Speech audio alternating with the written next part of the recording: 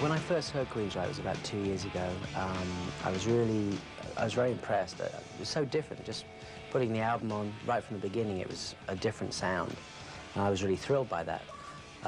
So when I'd heard that the Queensrÿche album, you know, they were actually looking for a producer for the new one, I was very interested, and I thought, well, I'm going to go and run after this one, see if they'd be interested in me. Working with our producer, Neil Kernan, on this project has been a real pleasure because Neil is a perfectionist, which means he fits in with us real well. And he's also a slave driver, which means we're getting a lot done in a very short amount of time. One of the most exciting parts of the project has been actually working with Geoff, because Geoff's voice is incredibly versatile. There really aren't that many singers who can do what he can do as well as he can do it.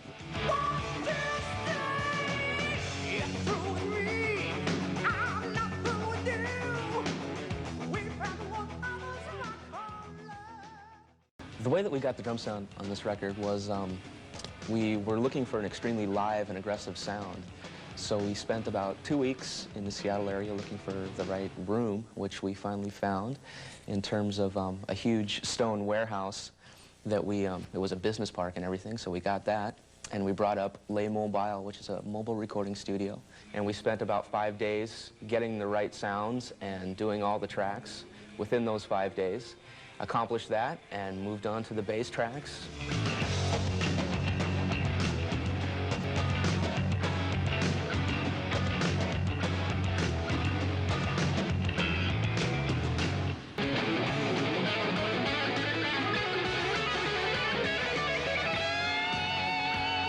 It took about 3 or 4 days to get the guitar sound that we were happy with.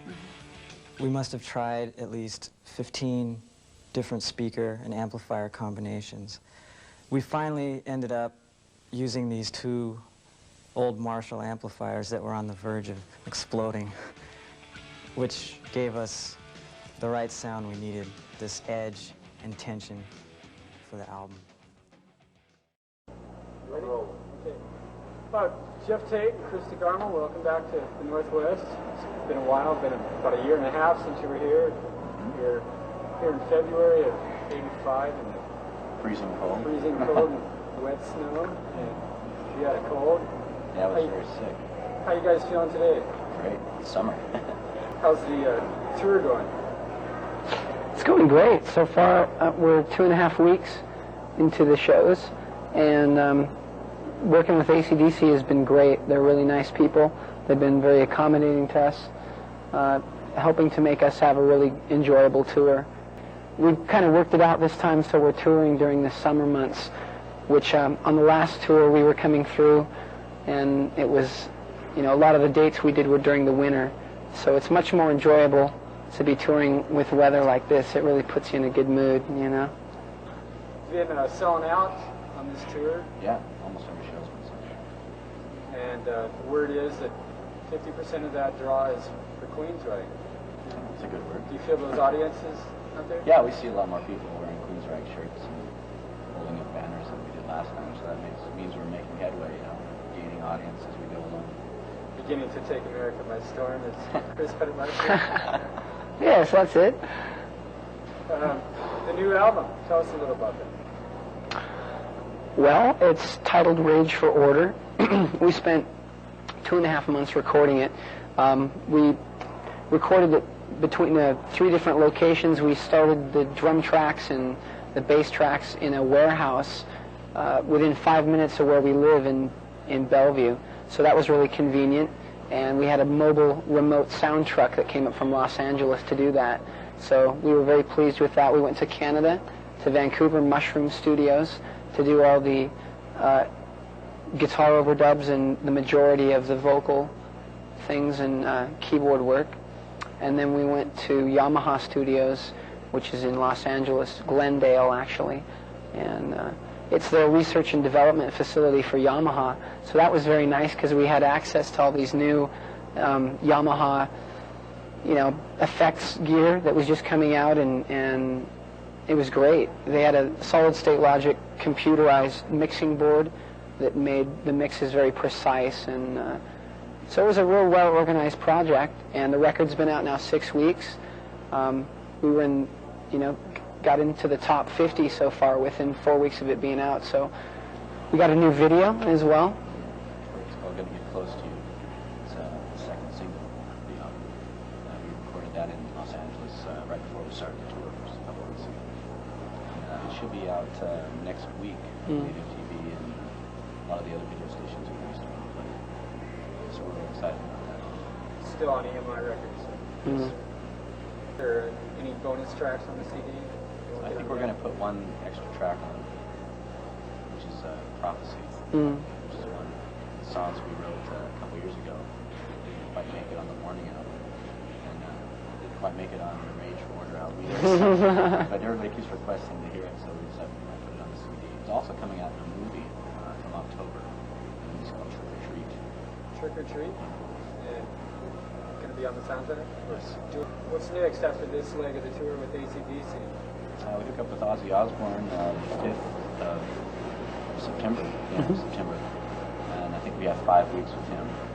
And after that, we're looking at Europe and England and Japan, which I think we will probably be headlining ourselves. And then after that, come back to the States and headline shows. Still lots of Queensryche fans in Japan and England? Oh, yes. Yeah, we've sort of made a little commitment to stay on the road for a long time this year. We spent a lot of time writing this last album and recording. Recording actually was pretty swift. We were well organized, but we've been off the road for a while, and it's fun to be out playing again, feeling the, presenting Queensryche to the people. It's, we're supporting the AC/DC and Ozzy dates so far, but as Jeff said, we're very much looking forward to the headlining shows, which is going to be really fun when we can play a longer set and give the audience a much fuller picture of what we're capable of on stage. So just, enjoying the support gig, you're just getting warmed up when you have to quit. Yeah. It's quite frustrating. The sound, what you can do with it, lighting, stage room, it's quite frustrating. I think we're reaching the point now where we can do our own shows. Speaking of the stage and time, you got to go. Thank you very much for sharing some of your time with us. Sure. And we'll look forward to tonight and next time Queensryche's in town. great. We'll be back. Yeah, thank you. You guys have become where so many other bands are going off in the party mode still. You guys are becoming a little more statement-oriented, perhaps a little more conscious about furthering the actual art form of heavy rock. Well, we've always sort of had this goal that, we wanted to do something with the music and do something with ourselves that would set us apart, sort of make a statement and never be lumped into a group with other people saying, well, they sound like them, they sound like them. We wanted to make people be able to recognize us right off the bat as soon as they hear something from us. We've always had an attitude of no limits with this band, that we could take the music as far as we wanted to go with it and never, be categorized. And it's just always been our goal from the start, I think, just to make a statement. So many of the heavy rock bands are basically, look at me, we're a great pinup poster. We're a great circus or something like that. But you guys seem to me to be wanting to become a good, hard-working rock and roll band. Well, it's the idea of art and business merging. I think a lot of people get where they concentrate more on the business than on the music, and they start flaunting the business side, which is selling. And they try to sell with gimmicks and image and whatever it takes instead of writing good songs. And I don't know, we've always concentrated more on the music, I think, than on what we wear, or the way we do our hair or anything. It's just sort of like, that's what's important to us, is the songs. Queensryche in the studio with me today. You guys have a new LP, Rage for Order. Let's take a here. There it is, maybe. There it is. There it is. And you all have a very interesting philosophy. That's what makes us dangerous. About 3 areas of order in life. You want to talk a little bit about that? Yeah. Well, the album is basically divided into 3 parts, of all dealing with the title order. Order in your personal life, order sort of in the technological front, and what's the third one? Let me see. Order in relationships. Yeah. And all the songs kind of deal with those 3 segments, and it's kind of an interesting way to put an album together, I find, is to find a theme and then write around the theme.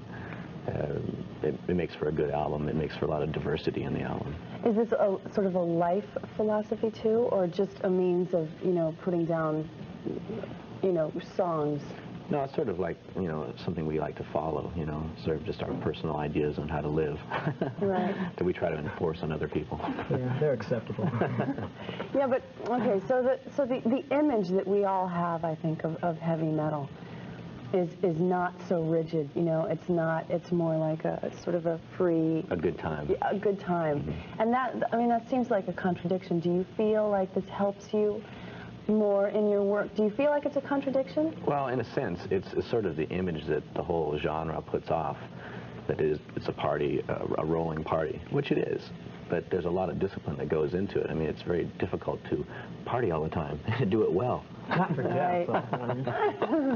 Yeah. No, but it's hard work being on the road. I mean, a lot of pop acts, they don't tour like a heavy rock band does because they get a lot of radio airplay. Mm-hmm. And they just do selected dates, where the only way we can sell records and for people to know about us is to play shows. And, you know, we do 200 shows a year, you know, which is a lot of dates. It's a lot of hard work. And it's hard traveling and keeping your health up and still having a good time. Yeah.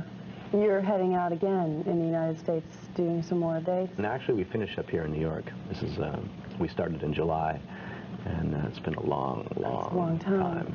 And we're getting ready to go back in the studio again sometime in the spring or summer. Back home, Washington area? Yeah. Seattle. Yeah.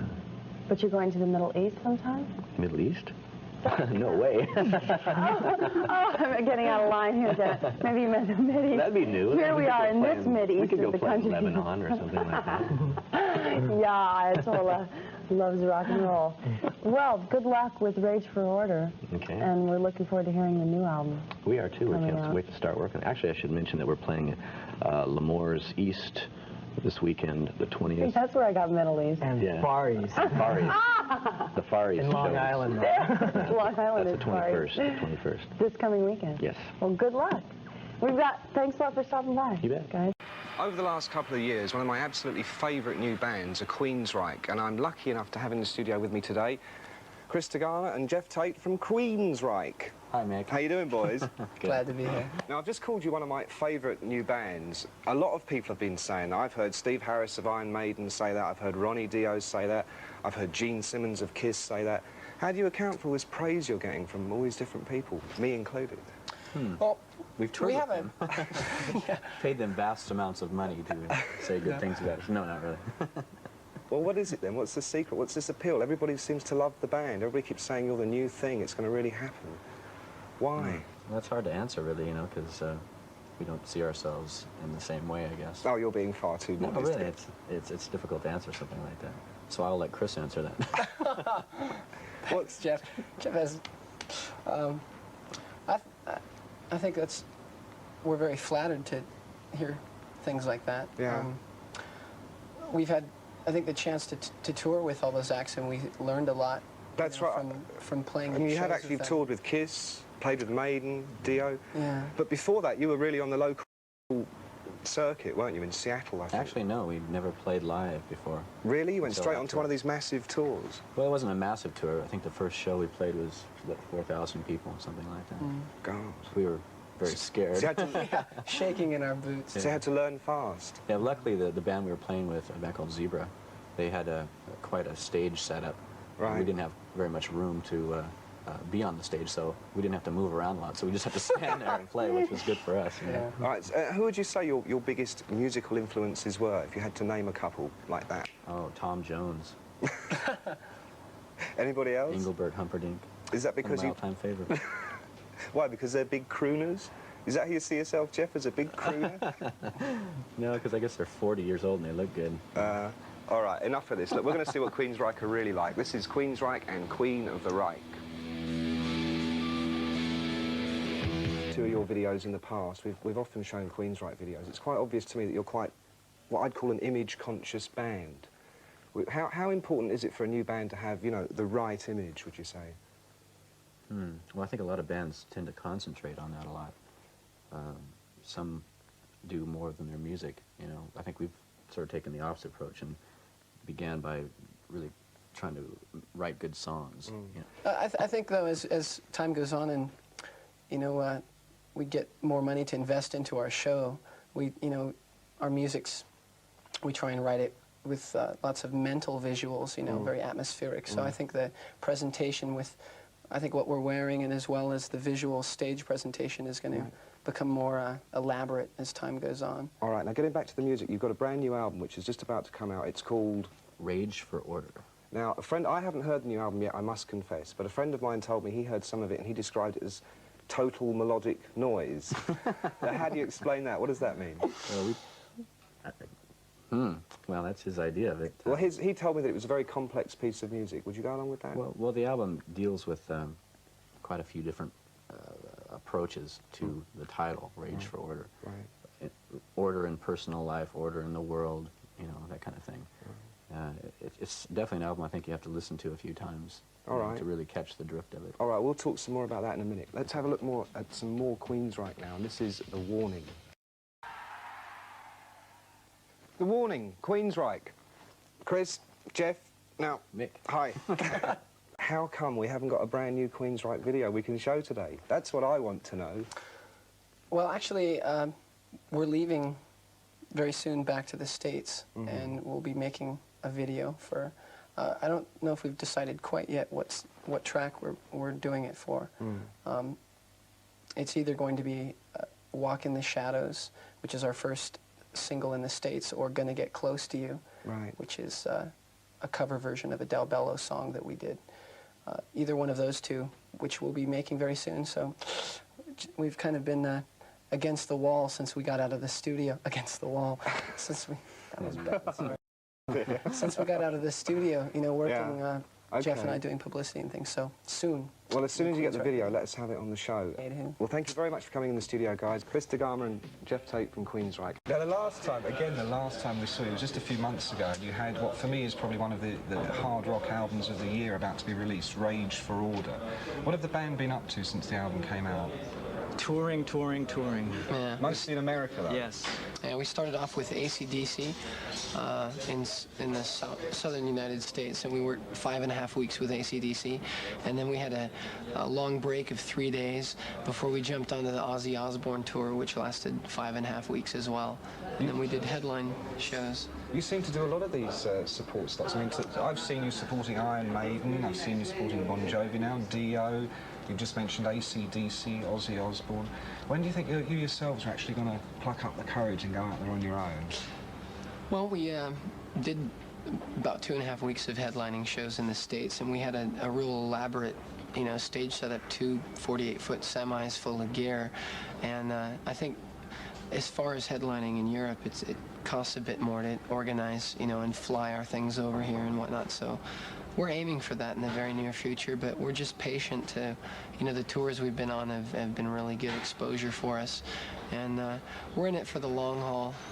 You know, it's not going to be the exposure. Yeah, it's not going to be a quick thing. I think fortunately when our record company EMI signed us, they did so with in mind that, you know, we were going to be an act that would establish ourselves over a number of albums, and I don't think, you know, we certainly aren't expected to concentrate around hit singles, you know, through very heavy touring and just continuing to make records. That, you know, that's our strength in continuing to sell records, you know. I think, you know, the band's accessible as far as the airwaves go, but that's up to the programmers as well. Yes. And we're just going to continue to write the best music we can the way that we'd like to do it, and the record company so far has been very supportive of what we've done. And I think you know, success in big sales numbers is definitely around the bend for us. It's just our persistence that's going to get us there. Yeah, I hope so. So what next is there for Queensryche?